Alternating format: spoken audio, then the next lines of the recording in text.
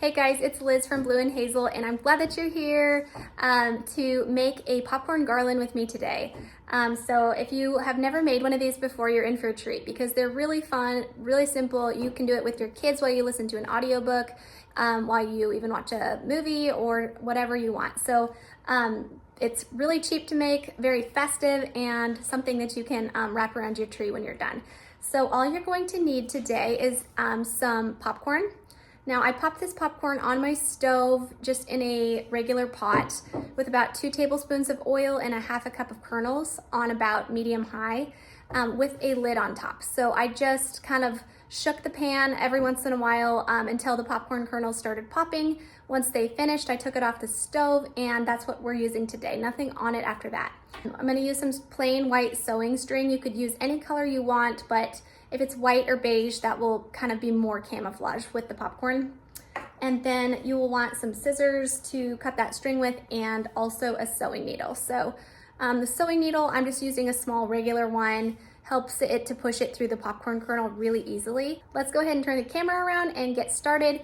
If you enjoy this video, please give it a thumbs up for me. That helps my channel a lot. And also, if you're new here, I'd love to have you hit the subscribe button for more videos on homeschooling and handicrafts. I've started this here, and this is kind of what we're aiming for as far as what it'll look like when you have your finished popcorn garland. I have the thread still attached here, and that makes it so that you can keep adding length. I kind of like having it still attached to the string so that I can add to it if I want to. And also it's just a little trickier when you have like a bunch of excess string that can get tangled. So I'd rather work with a little string at a time and then just slowly push each of the popcorn pieces closer to the end as I go. So you're looking for the big puff ball part kind of either in the middle or at the top. Now you don't want these little pieces down here that kind of flail out and can break off really easily. So here's that big puff ball part. Just gonna push it through. I can just pull this string until this one catches up with the rest of my popcorn garland. So you can see now it's attached there. All right, looking for that big fatty middle piece right there. Push it through onto your string.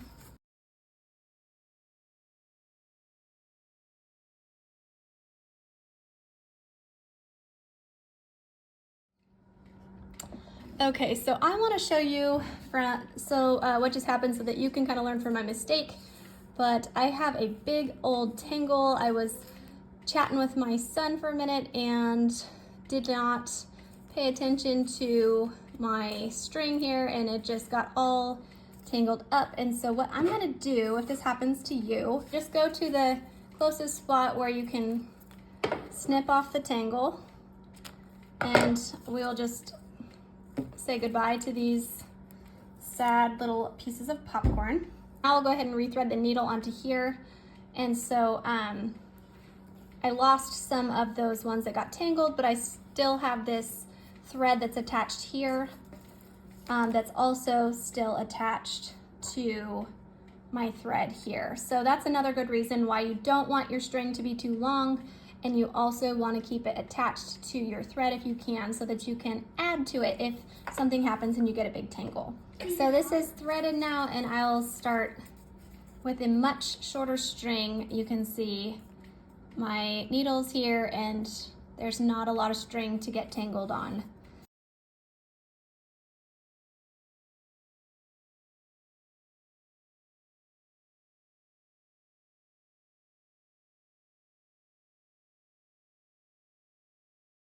You will continue on with your popcorn garland till it's as long as you like, and then you'll want to clip off your ends and tie them. I'm going to make this a lot longer, but I'm going to leave the string side on, and I'm actually going to take this side right here and cut it off.